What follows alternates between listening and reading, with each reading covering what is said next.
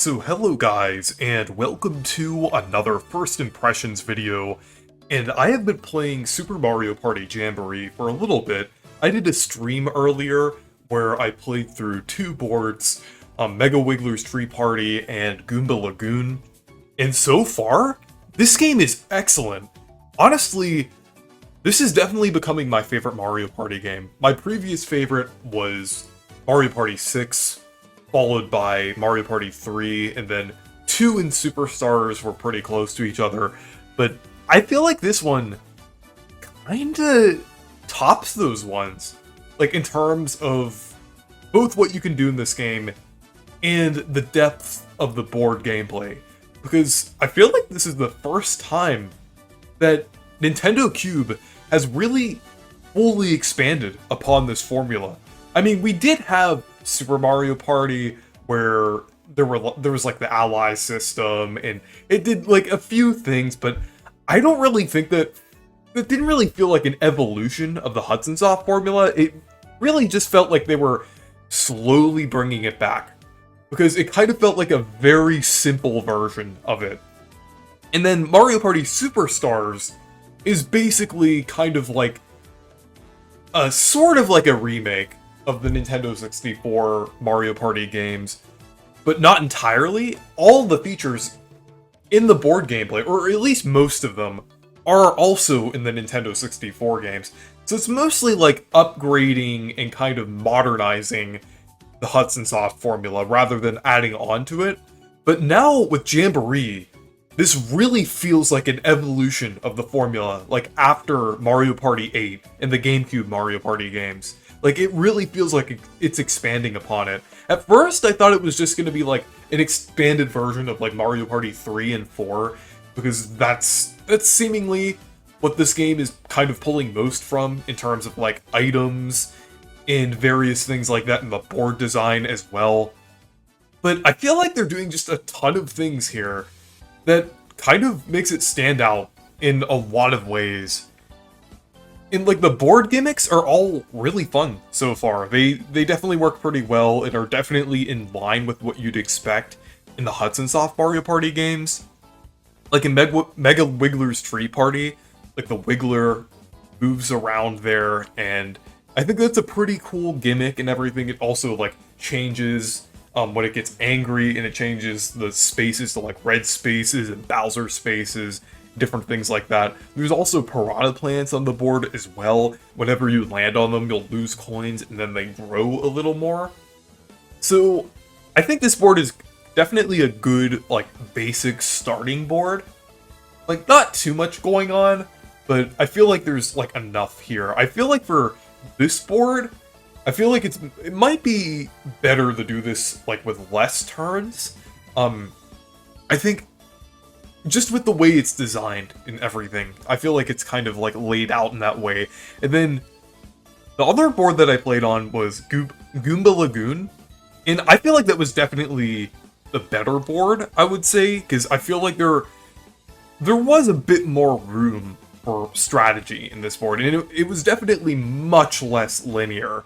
Not saying that Mega Wiggler's Tree Party was that linear, but it kind of is like one big loop with some shortcuts on it, while Goomba Lagoon feels like a lot of connecting. Well, there are like some loops in there, but it definitely feels more interesting, I would say, with the board layout, because you can kind of go across to like different islands and things and kind of go around. I really like the layout of it. It's funny, you can actually get stuck on some of the islands, since one of the main gimmicks of this board is the fact that the tide rises and lowers, kind of revealing like the beach and some of the areas and some paths. So you kind of have to strategize around that, and you can get stuck on some of the islands. I think it's pretty cool. And it does show you when like high tide and low tide is, so you can kind of strategize around it. And I just really like that gimmick. There's also the gimmick with the volcano, where like either gold Goombas or like lava bubbles come out of it, and like they land on different spaces, so when you pass them you can either get coins or lose coins. So I thought that gimmick was pretty fun as well. It's definitely very well designed, I would say. Like, it's pretty big too, I would say it's probably about the same size as like a lot of boards in like Mario Party 6 and 7, I would say. Definitely very comparable to that. I definitely got a lot of vibes from like Mario Party 5, 6, and 7 from this board with like how it is and everything. And just like personality wise, like the boards also look great as well. Like they're definitely a step up from like the themes in Super Mario Party, and especially Mario Party 9 and 10, which were kind of generic. Each board here kind of feels like pretty unique and pretty distinct. Like I feel like they stand out just as much as like a lot of the boards during the like the N64 and GameCube era, I would say. Like especially ones like Rainbow Galleria, which definitely have like a nice identity to them. Like I said, I haven't played that one yet. I've only played the Wiggler one and Goomba Lagoon, but from what I played, there's definitely like they're definitely aesthetically pretty nice. I like how the Goombas wear like bandanas. It kind of reminds me of the pirate Goombas from Mario Party 8. Maybe that was the intention, because they have been bringing back some Hudson Soft characters. The mini games are also fun as well. I mean, sure, you do get your fair share of RNG in random, or I guess, luck-based mini games, where it's just those ones can be really dumb. But there's other mini games that are based on like actual skill that are really fun. Like I like the one where there's like Shy Guys on the logs and they kind of like move around like that. I think that one was definitely pretty fun. And there's others too. There's like one where you have to match up the shapes, like one with like these falling sandwiches. And like the showdown minigames were also great as well. Like they're definitely a little longer and you use those to get the allies, but yeah, just overall, like the minigame selection here is great. Even though, like every Mario Party, there are a few duds. I would say like the majority of them are very good, I would say. And definitely on par with like all of the other Mario Party games. I feel like that's one thing that Nintendo Cube like never gets wrong. Like even before the big kind of resurgence and renaissance of Mario Party, like they always were good with minigames. Like even at their worst with like Mario Party 10, they were still good. Like there was also boss minigames as well. I played the Stingby one. I didn't do very well at it since it was my first time playing it, but it was pretty fun. And then there were also a couple returning minigames. I played the ones from Mario Party 6. Those were definitely pretty fun. It's definitely cool. And I also played like a couple others like Defuse or Lose, or like the ones in Mario's 3-peat, but it's really cool to see like returning minigames here. Like it's just a handful of them, but you'll probably play at least one or two of them in a 10 to 15 turn game. So they're definitely like somewhat prominent, but there aren't too many here, which I think is good. Like the new minigames are definitely the ones kind of in the spotlight here, which I appreciate. And like most of the new ones that I've played are very good, especially the Showdown minigames. And speaking of the Showdown minigames with the Jamboree Buddies, the Jamboree Buddies are actually a pretty cool mechanic. Like, I was a bit worried about them before. I did have confidence that they were gonna kind of iron out this mechanic and make it more balanced, but it's actually a lot more balanced than I thought it was. Like, one, when you get them, like, you've heard this in, like, the trailers and a lot of the footage and things, but when you get a Jamboree Buddy, like, it both doubles the amount that you gain and lose. So I think that's definitely a pretty good way to balance it out. Like, if you lose a star with a Jamboree Buddy, you lose 2 stars whatever you're on, like a Star Steel Space or Bowser, and I think it's just a pretty cool mechanic overall. And another thing that makes it balanced is the fact that they only last 3 turns, which I think is good. And then finally, you can actually steal Jamboree Buddies. Like, if you pass someone with a Jamboree Buddy, which is extremely easy to do, like, you basically have them. So you can kind of strategize around it, like stealing them and trying to get to a certain space. I actually did that in one of the games that I played on the stream, where, like, someone was just, like, ahead of me when I stole the Jamboree Buddy. I just think it's definitely a well-balanced kind of mechanic here. And I actually don't mind that you don't have to, or you're not able to turn it off. Like, it really isn't that invasive here. I feel like it works pretty well, I would say. And much better than the allies in Super Mario Party. So, yeah, and I also really like the items, too. There is, like, a great item selection here. Like, there are a couple that I was a bit thrown off about at first, like the Bowser phone.